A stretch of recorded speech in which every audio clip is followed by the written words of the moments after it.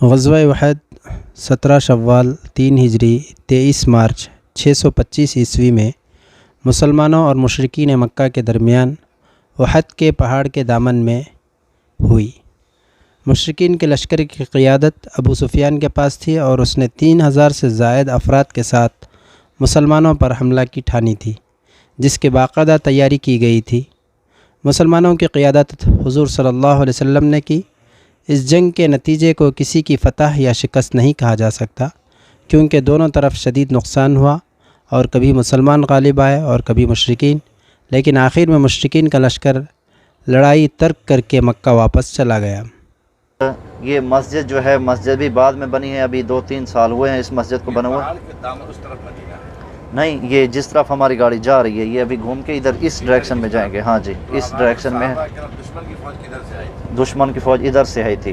ہاں جی، جس طرف ہماری گاڑی جا رہی ہے اس طرف سے مسلمان آئے تھے، ٹھیک ہے۔ ہاں، مدینہ اس طرف ہے نا، جس طرف ہماری گاڑی جا رہی ہے اس طرف سے مسلمان آئے تھے، اس سمت میں سے کفار مشرکین آئے تھے، تو انہوں نے جو ہے نا ادھر، یہ میدان جنگ یہی تھا جہاں پر، ہاں یہ ادھر سے اس ڈائریکشن سے جو ہے نا مکے کے آنے جانے کا راستہ یہ تھا۔ ہاں جی، یہ جنگ جیت گئے تھے، ابھی وہ بتا رہا ہوں نا۔ اچھا، اس جنگ میں جو ہے بڑے بڑے جلیل القدر صحابہ شہید ہوئے۔ یہ میں نے ابھی آپ کو مین باتیں بتائی ہیں۔ میں آپ کو بتا رہا ہوں کہ ہر صحابی کا ایک طویل ہسٹری ہے، قصہ ہے، اس جنگ کی بھی ایک طویل ہسٹری ہے۔ میں ابھی آپ کو مین باتیں بتا رہا ہوں۔ یہاں پر بڑے بڑے جلیل القدر صحابہ شہید ہوئے۔ حضرت حنظلہ تھے، حضرت حنظلہ رضی اللہ تعالیٰ عنہ، وہ بھی اسی مقام پر شہید ہوئے۔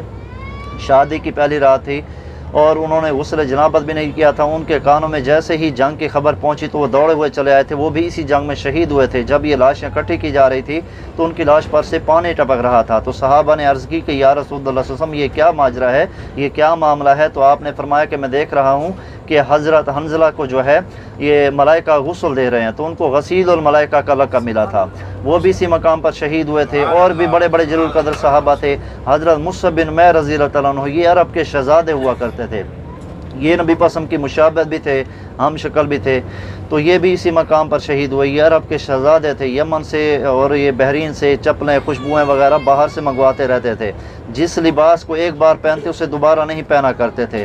مدینہ کی جس بھی گلی سے گزرتے قشبوئیں ایسی مہنگی مہنگی خوشبو لگاتے تھے، تو پتہ چل جاتا تھا کہ یہاں سے جو ہے ابھی حضرت مصعب بن عمیر گزرے ہیں۔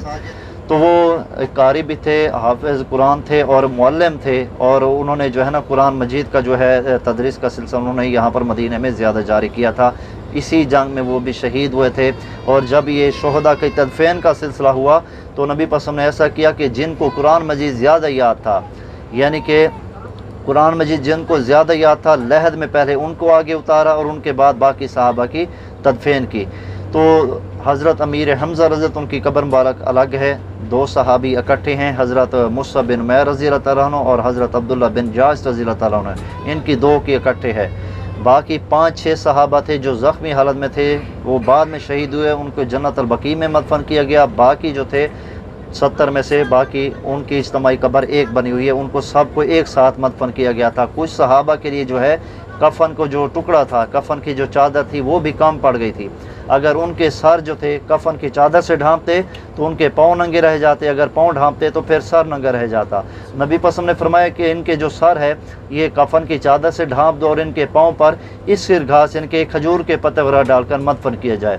تو میں آپ کو عرض کر رہا تھا کہ اسی جنگ میں نبی پسم کے دندان مبارک بھی اس جنگ میں شہید ہوئے تھے، آپ زخمی ہو گئے تھے۔ صحابہ آپ کو اس پہاڑ کے، ہاں اصغر، یہ کھجور وغیرہ کے درخت جو سبز پتے سے ہوتے ہیں یہ۔ اچھا، یہ میں آپ کو عرض کر رہا تھا کہ جب نبی پسم کے دندان مبارک شہید ہو گئے تھے، آپ زخمی بھی ہو گئے تھے، صحابہ آپ کو اس پہاڑ کے اوپر لے گئے تھے۔ وہاں پر غار ہے، غار احد اسے کہا جاتا ہے، لیکن ابھی اوپر جانے کا راستہ جو ہے وہ بند ہے، تو غار موجود ہے، اوپر جانے کا راستہ بند کیا ہوا ہے، تو وہاں پر آپ کی مرہم پٹیاں کی تھی صحابہ نے۔ السلام علیکم ورحمۃ اللہ وبرکاتہ۔ معزز علماء دین کے علم بردار، میرے علماء دین، الحمدللہ آپ کو جو ہے مدینے کی زیارت مبارک ہو۔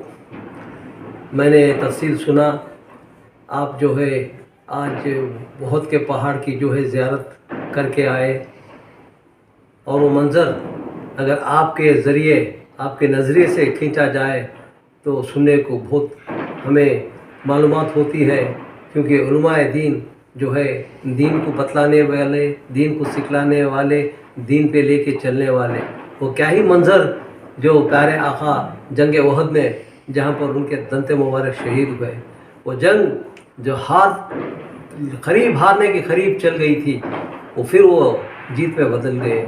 میرے آقا کی جو ہے نصیحت جو ہے صحابہ کرام کو کام آئی۔